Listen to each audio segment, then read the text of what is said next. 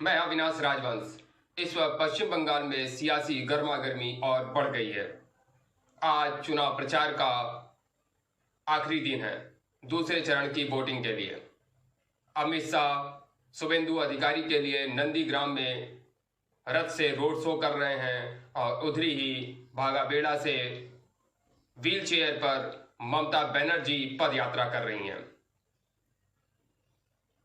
अमित शाह ने अपनी एक छोटी सी प्रेस कॉन्फ्रेंस करके उन्होंने कहा कि नंदीग्राम के लोगों से मैं अनुरोध करता हूं कि वो शुभेंदु अधिकारी को जिताए नहीं, जबकि बहुत भारी मतों से उनको विजयी घोषित करें, जिससे ममता बनर्जी का अस्तित्व ही खत्म हो जाएगा।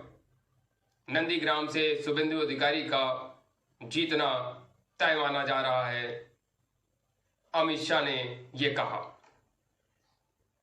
जब अमित शाह की रथ यात्रा निकल रही थी तभी ममता बनर्जी की पद यात्रा जब उनके पास से निकली तो लोगों ने जय श्री राम के नारे लगा दिए।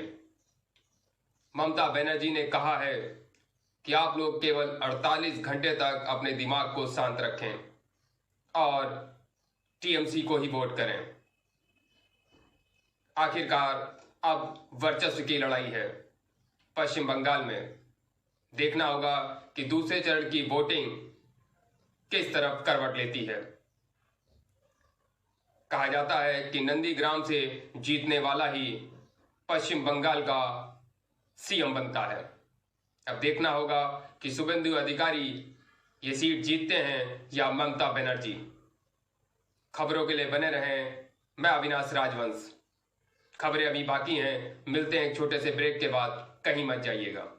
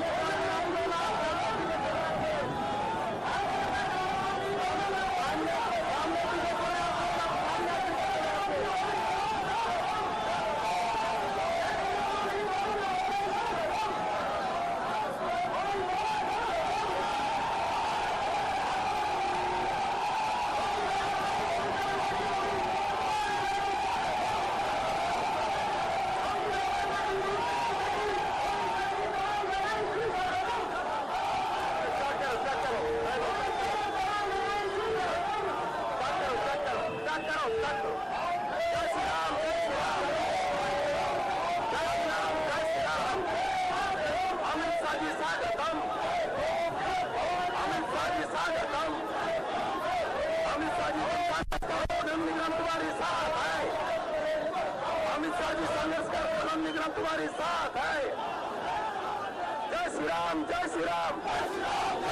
बोल सदा कौन नंदीग्राम, बोल सदा कौन नंदीग्राम। वंदे मातरम। भारत माता की।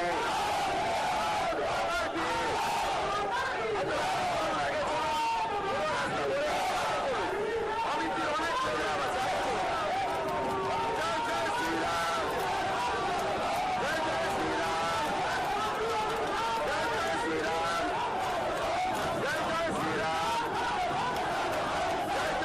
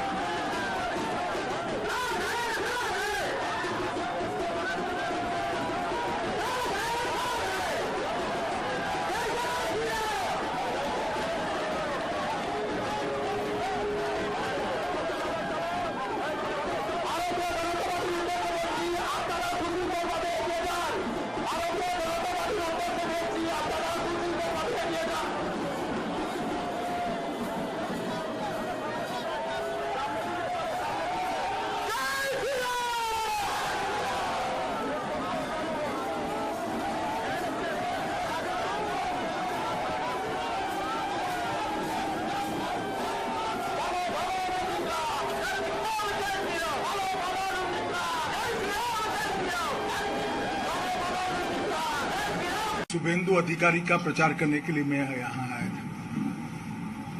उसके बाद में कार्यालय में यहाँ के प्रमुख कार्यकर्ताओं के साथ थोड़ा बातचीत और उनके पास से यहाँ की स्थिति का जायजा भी लिया।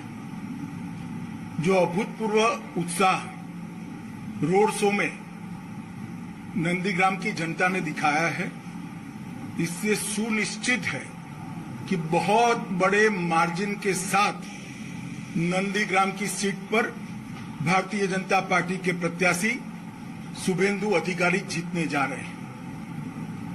नंदीग्राम की जनता से जो अलग जलग बात मंदिर, एक खीरा काटने वाली माई की दुकान पर और कुछ कार्यकर्ताओं से हुई, सबका एक मूड है कि परिवर्तन तो पूरे बंगाल में करना है, मगर पूरे बंगाल में परिवर्तन करने का एक सरल रास्ता है, नंदीग्राम में ममता दीदी को हरा दो।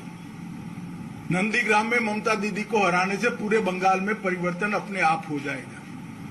और ये जो माहौल है पूरे बंगाल का, नंदीग्राम जी उससे अछूता नहीं है।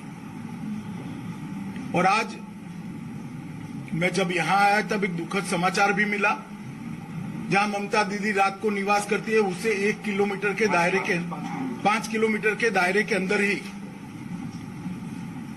एक महिला पर बलात्कार हुआ। अब महिला सुरक्षा की बात करने वाली ममता दीदी को मैं सिर्फ इतना पूछना चाहता हूं कि बलात्कार करने वाले आपके निवास से 5 किलोमीटर दूर आपकी उपस्थिति में, जब आप नंदीग्राम में हो तब बलात्कार करते हैं, तो बंगाल में महिलाओं की सुरक्षा का क्या होगा? कुछ दिन पहले भारतीय जनता पार्टी के कार्यकर्ता की एक वृद्ध मां को पीट पीट कर मारा जाता है।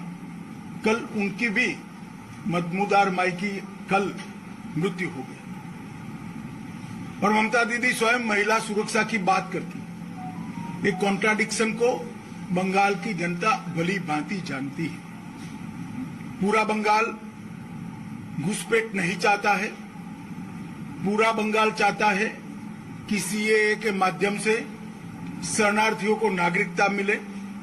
पूरा बंगाल चाहता है कि यहाँ पर उद्योग लगे, विकास हो, यहाँ के बच्चों को रोजगारी मिले, पढ़ाई लिखाई अच्छे तरीके से हो, विश्व स्तरीय हो, बंगाल का इंफ्रास्ट्रक्चर विश्व स्तरीय हो, कलकत्ता एक विश्व स्तरीय शहर बने और फिर से एक बार बंगाल की संस्कृति का बोलबाला पूरे देश भर में, दुनिया भर में हो।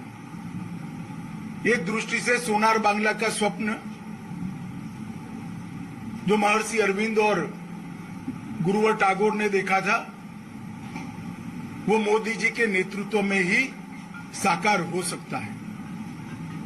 पूरे बंगाल की जनता परिवर्तन के लिए अपने वोट देने की बारी का इंतजार कर रही है। नंदीग्राम में भी मैंने यही देखा है। मैं आज नंदीग्राम की जनता को भी अपील करना चाहता हूं कि आपको सिर्फ शुभेंदु अधिकारी को जिताता नहीं, ये तो जिताओगी, मुझे भरोसा है, परंतु इतने प्रचंड मार्जिन से जिताना है जिससे आने वाले दिनों में जनता को दिए हुए वादों से मुकरना किसी भी राजनेता के लिए नामुमकिन हो जाए।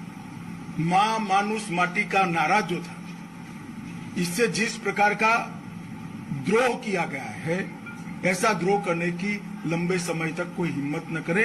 इतने प्रचंड मार्जिन से श्री शुभेंदु अधिकारी को जिताइए, ऐसी अपील कर मैं मेरी बात को समाप्त करता हूं। वंदे मातरम।